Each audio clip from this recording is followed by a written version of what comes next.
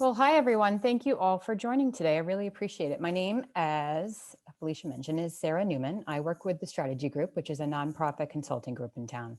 But something I am also involved with is a lot of volunteer activities in Darien. I'm on the town's Board of Selectman, but I've also been a part of so many other organizations that have given me some phenomenal opportunities and leadership training, from PTOs to Junior League to, well, you name it. So wanted to talk to you today about some of the ways to kind of turn those volunteer opportunities into leadership opportunities, and to give yourself an opportunity to grow. So I'm going to start sharing my screen. So give me 1 sec, and then I will start my presentation. There we go. You can see that, yes? Okay, fantastic. Okay, so first of all, thank you, HAYVN, for hosting today. I really appreciate it. We want you to say yes, volunteer with purpose while you lead, manage, and encourage your volunteers. So why should you volunteer? Well, so many of us volunteer for so many reasons. Typically, you're trying to either meet people if you've just moved to town, or you want to make a difference, you want to help others or connect with your community. Some people do it to feel involved, and they get involved in their kids' school. There's so many ways to get involved in this town in particular, but there's just so many ways to get involved regularly. You can do it through your child's sports or your own sports. There's running groups for adults, your church, the kids' schools, and there's just so many different ways to get involved, from a photography club or environmental groups or nonprofits like Person to Person. And you can get involved with politics, whether it's your local DTC or RTC or the other advocacy groups or environmental advocacy groups. I can't mention every single one, but there are so many ways to get involved.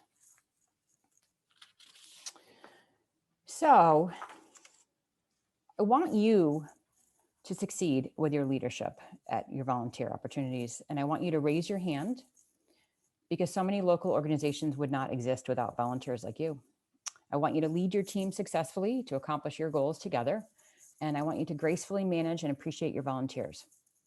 Happy volunteers are a force to be reckoned with, and definitely create a positive organization. And encourage new leaders by giving the organization the tools to grow even after you move on. So don't be afraid to raise your hand. Okay, so you volunteered for a while. Let's say you're a volunteer at your child's school, and now you're thinking about taking on a leadership opportunity, or someone has asked you, well, now what? Leadership can be found in the workplace and when you're volunteering. So many organizations would not exist without volunteers. Many have what they term paid staff and unpaid staff. And as a volunteer, you represent their organization just like their paid staff. And they're always going to need to grow new leaders. And how do you take that leadership role on? Well, some groups use a nominating committee. And if you've ever been on a nominating committee, you know it's not an easy job. It can be really hard to find leaders at times. And so you should make their life easier. Raise your hand, ask current leaders how to get more involved, and you may be surprised at how quickly they jump at your offer. But remember, they're not going to hand you the keys to the kingdom immediately, nor should they. Learn the ropes by listening to everyone. When you're talking to someone about stepping up and leading, remember a few things. And it could be that you're raising your hand, or they've called and asked you, and you might be surprised and feel, I'm not sure if I can do this, but you should be asking a lot of questions. First, be honest about your time. Are your days free? Are your nights free? Do you need a sitter before you manage any night meetings if you have children? What are your other commitments and responsibilities? Know your limits. If you're limited with time or resources, don't be afraid to speak up. Have the discussion about what you can offer. If you're invited to join a board, there may be a financial obligation to support the organization. And is that something that you can comfortably do? Or if they're asking you to run a huge event and you're working either full or part-time and just don't have the bandwidth to do that, you need to say it. Don't commit to something you can't do. This is volunteering, and we all have families, and it's okay to set priorities. But you do need to do this. You need to ask questions. What is the time commitment? Are you running a fair? Are you running an event? Or are you just sending weekly emails? What is the time required for this job? How many meetings do you need to attend? You need to see if there's a financial commitment. What are the required donations? What do you need to do personally to help your event succeed? And if you're asked to join a board, which we have so many phenomenal boards in this area, ask about the number of meetings they have, events that you should be attending as a board member, your responsibilities, governance, training. What are the expectations? The devil is in the details. What will be your budget for your committee, your fundraising expectations? Are you being asked to go and raise a few $100,000 for a large event? Are you being asked to raise a smaller number just to offset the expenses for a couple of little meetings? How many projects will you be managing? How many volunteers are you leading? And you should also have an understanding, excuse me, of term limits. How long will you be on this role? Will you be in it for a year, for 2 years, for 3 years? Do you have a co-chair? And then do you have to find your replacement? Sometimes people are in a role until they find somebody else to come and take it. But don't forget, please be brave, say yes, but ask for help and training. Even if you've been in the organization for a while, you don't know what you don't know. Remember, you have to ask. So please ask lots of questions. So you're given a new leadership role. Now what? Well, I want you to lead your volunteers successfully. And to do that, you need to treat it seriously and treat it like a job. Be professional. Encouraging volunteers is not the same as employees, though. And I'll talk about that in a minute. But be dependable. Be there on time every single time. Communicate like a pro. Communication is often said it's the key to success. What's the best way for your leadership group of volunteers? Is it email? Is it call? Is it text? Agree on this in the beginning. Is a group email best or a group text? A lot of groups are using group text now. Set some ground rules for how those text group works. They need to make a plan. And it's the who, what, where, when, how. When or where are we meeting? Why are we meeting? Don't have a meeting just to have a meeting. Have a reason to have a meeting. What are we doing? Who's making the decisions? How is the work going to get accomplished? But when you have a meeting, have a reason, have a purpose, create an agenda. And it sounds old-fashioned, but I'll tell you what, meetings with agendas get things done. Not everybody has limitless time to sit there, and they keep you on track and they help you get the work done. Pay attention to time. If your meeting is from 7 to 9 and you're talking socially for the first hour, you're going to have a very limited amount of time. You need to focus and stay to your agenda and pay attention if people leave. They have sitters or things happening at the end of the meeting, another meeting if it's during the day. But you also want to look at what is the reason you're meeting. Is it to get work done? Is it to learn something new? Is it a training that you put together? Are you on Zoom? Are you in person? Are you hybrid? But also think about social gatherings. Social is a good reason to meet, but make sure that is the plan before you get together. So volunteers are the best. They are the backbone of your organization. When you're leading volunteers, engagement is key. You have to get to know your volunteers. Remember their names. Wear name tags if you need to, if you're in a larger group. Talk to them. Ask them to be involved. You may be very surprised at what they're willing to do. Treat everyone with respect. Treat people how you would want to be treated. We're all adults. Treat each other with respect. No job is beneath you. No volunteer is beneath you. And if you're not willing to do the job, they won't either. Be positive. I joined a group recently, and the first meeting, I was told they just don't have enough people to do anything. So I thought, geez, just joined. I'll raise my hand. I'll help. They didn't call and follow up, which was fine. The second meeting, once again, the leader gets on and says, okay, there's just no one's raising their hand to do anything. And that continued every meeting. I've only been on 5 meetings, and every time I get on, I feel guilty. I haven't done enough. I've only been in 5 meetings. You got to be positive. If you're struggling with something, make sure that you do that privately with a friend or someone else in the organization. Leave your frustration and anger for private conversations with close friends. Don't badmouth others. Create a team by creating social opportunities. Volunteering is absolutely a way to meet people and make friends, but have fun with it. Host a dinner, have everyone bring their favorite dessert, whatever. Have a walk, do something, but get together and then you can lean on each other once you create that team. Delegate, but don't micromanage. Check in with your volunteers, give them responsibilities that matter and check in along the way, but trust that they can do their job. We're all adults and they have raised their hand to help too. And most importantly, lastly, volunteers are not paid. You can't yell at them. They don't have the same kind of ownership like you would as an employee. I remember in a leadership role once we had a woman who had sent emails out to the volunteers after 5 o'clock at night. Well, I don't know about you, but after 5 o'clock at night, we take care of our kids, we make dinner, we're getting things done around the house. These particular volunteers didn't respond to this person by 10 o'clock. By 10 o'clock at night, I had a phone call from this woman screaming because no one had responded. These are volunteers. It was after 5 o'clock at night. They're not getting paid. And when you treat them negatively, they're going to go in the opposite direction. They're going to badmouth the organization or you. One more thing, which I didn't put on here, don't talk too much. They didn't join to hear you preach. I'll tell you this, there are leaders that I have worked with and I would jump at the chance to work with them again, no matter what the workload is. But with volunteers, volunteer appreciation is the crucial to success. Volunteer appreciation should be planned. Don't think of it the night before and try to come up with something. Many organizations have awards dinners. There's actual physical awards. There's a place in Stanford you can go and get them engraved. Make sure that you're planning and thinking about this ahead of time. Don't wait, don't forget.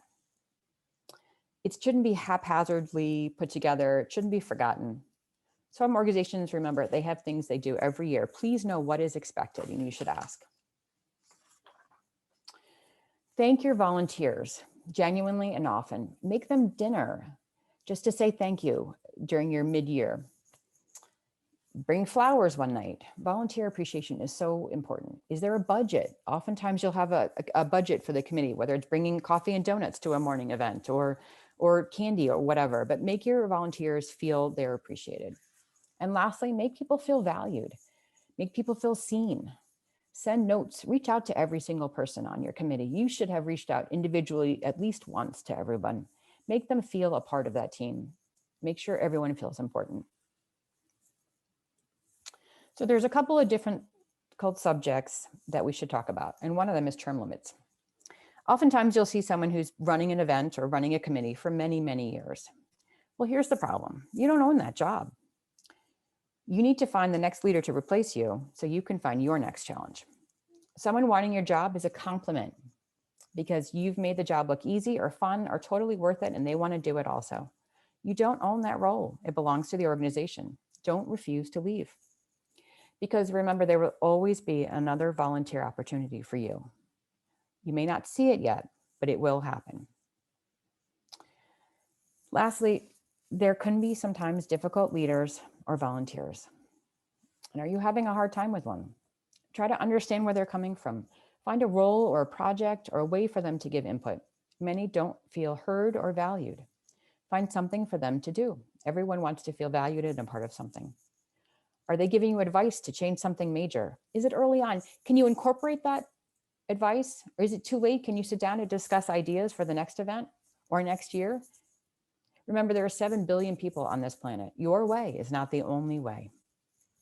But if you have a volunteer that's creating a safety issue, putting the organization in financial jeopardy, or unwilling to work with you or other volunteers, please ask for help.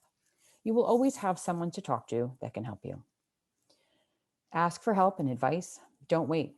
Advice early on can help you manage a situation and prevent it from going from bad to worse. There are times when a volunteer needs to be fired. No one looks forward to that, but it has to happen sometimes. But when you're working with volunteers and creating a positive environment and everyone's happy and working, you're creating a stronger organization. During that, you're making friends and making new connections. I know I have met people at every single volunteer role that I have, and I'm very grateful for them. You can grow your resume. So many people are able to change careers because of a volunteer opportunity that they've taken. They've taken on a leadership role and they've learned new skills. You can either learn, social media marketing. You can be planning a PR campaign for an event. You can be managing groups of people, leading, joining a board. You can be doing fundraising and translate that into development for a nonprofit. All of these are skills that you can use to help you get to your next level. And these are things that you can put on your resume. But you can also use them for your next volunteer opportunity. So don't forget, definitely have fun when you're doing it and relax, but take it seriously and say yes. So thank you to HAYVN. and everyone who joined here today. So if you have questions or anything, just let us know.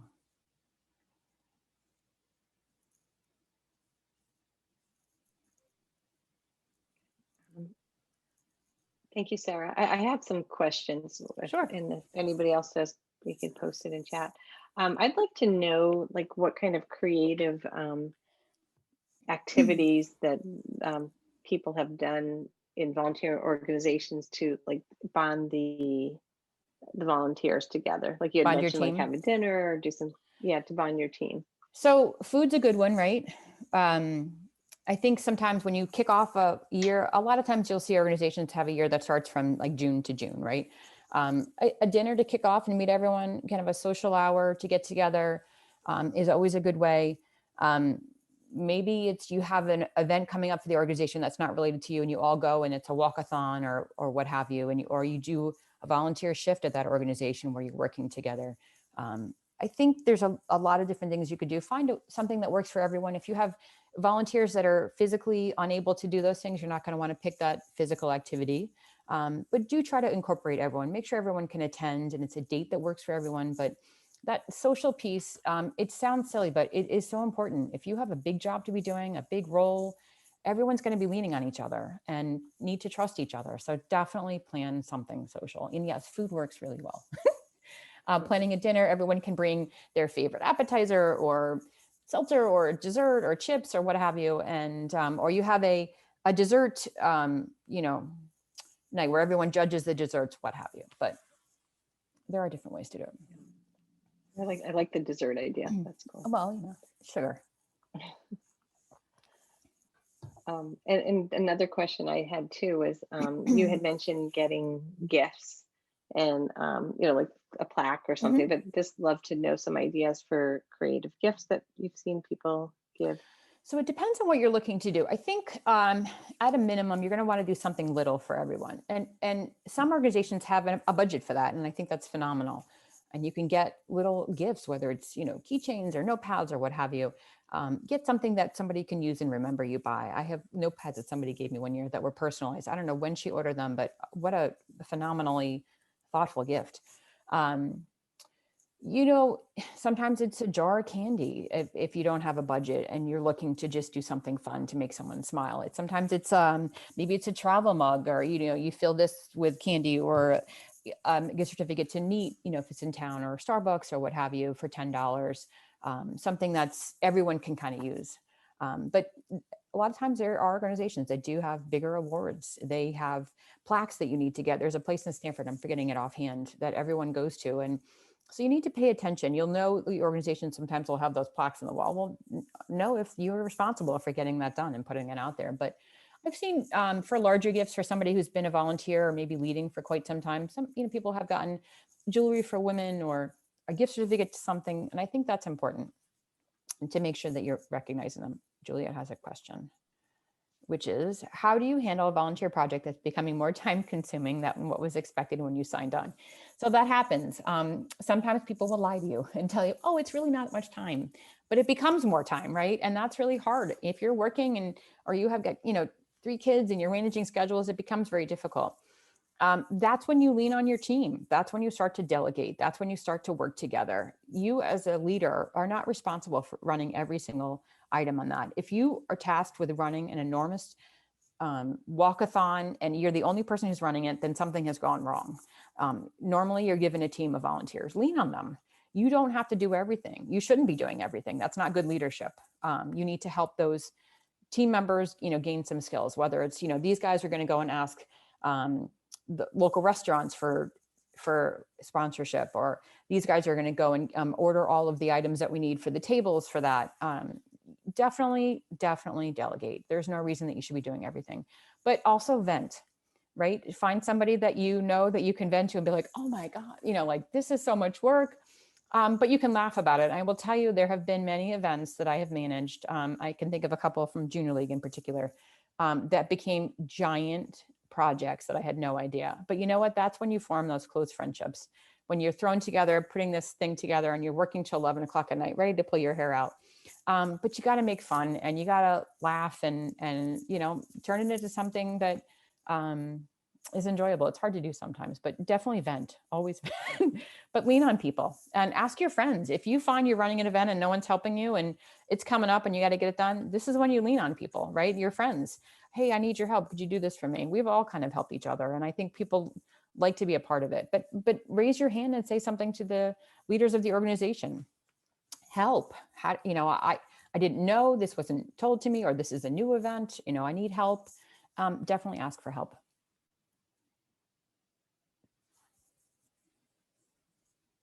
Can I ask a question? Of course. Hi, Karen. Hello. So first of all, I apologize for being late. I didn't pay attention to my colleague's calendar and It's all good. started a little later.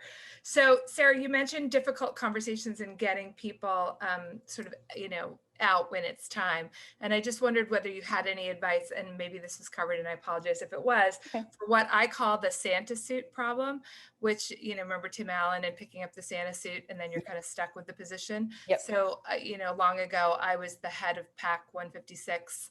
And it was literally, I picked up the Santa suit and then I couldn't get rid of that position. And I think that happens to people sometimes when they don't have a B person sort of in the queue, ready to go to Yep. sort of take over as your chair. So it's one thing to say your term limit is done and now it's time for you to go. It's another thing where I'm looking around for the B person and the next person to take over, and there is no next person to take over. And it's like, I've done this long enough and I need to go, but there is no next person. The schools have it in a really good, they always have a next person queued up to go, but there are a lot of times, and I think Scouts is a good example, there isn't a good person next, ready to take over. And if you don't have a B person ready, you're stuck doing it. And so any thoughts on? Yeah, that's a good question. I think what's very difficult is you have to be willing to tell the organization, okay, for whatever reason, I've got my last one graduating from high school. You know what? I'm done with this. I've so enjoyed this. This is my last one. Talk to the leaders of that organization, but also be willing to tell those parents and the families and the people that are involved, this is it, I'm done, and be willing to walk away. And the parents, somebody will need to pick it up. The difficulty is sometimes if you're doing a job really well, everyone loves that you're doing it, right? And you've done so much. Karen, you're taking on all these responsibilities. Everyone loves Karen because she gets everything done. It's okay for you to be able to walk away. It's okay for you to move on. It's okay for you to find new things. You have to be willing to put it down and let somebody pick it up. And if someone doesn't pick it up, then that's telling for that organization. If you were the only one willing to take it on and no one's willing to take it on, then that's a problem. You have leaders in that organization who you can raise your hand and say, listen, I'm done. I'm moving on. I have other things going on now. I'm involved with my church. I'm involved with I have a new job, what have you. Thank you so much for the opportunity. I've learned so much. And as of June 30th, I'm not going to be able to do this to you. Be willing to walk away. It's okay to do that. You don't have to be responsible for the success of that organization. And if they're paying attention and doing a great job managing their own volunteers at that level, then they're going to be able to find somebody and reach out. And they shouldn't be bad mouthing you. Our job as leaders, right, is to find our next leader, right? But also to grow your bench. And I think that's the job of the people who are that level, I guess, above you, right? They need to find some new leaders, but be willing to put it down and to walk away. You don't need to do it every year. It is not the Santa suit. Unless you're doing it every year and you're like, well, I can do it. Don't be the martyr. You don't have to. For everyone, not Karen in particular, but everyone. You don't need to be a martyr. If you're feeling like you're doing this job because no one else is doing it, that's telling. That organization may need to change either what they're doing, that committee, that event. If no one's willing to pick it up, that maybe that job is too big. Maybe there's something that's going on. But you'll see in some groups that there's always people willing to step up, and then of course in some places there's not, and that's hard. It's really hard, but definitely be willing to say, I'm done, and walk away. I'm done as of June 30th. It's okay to do that. You're not getting paid. Great. Well, thank you. These are a lot of great tips. I want to be respectful of everybody's time. Sarah, I so appreciate this. It's always a good reminder about how to get excited about volunteering and how to deal with this. And it's also helpful on a business level, all the things that you had mentioned, to think about that too. But if anybody wants to connect with you and learn more about the strategy group, do you want to? Well, so I'll put in the chat. Information. I'm just going to put, Karen knows this by heart.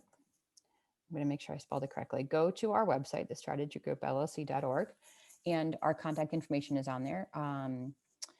I can be reached at either Nuemann at thestrategygroupllc.org or Nuemann at darionct.gov.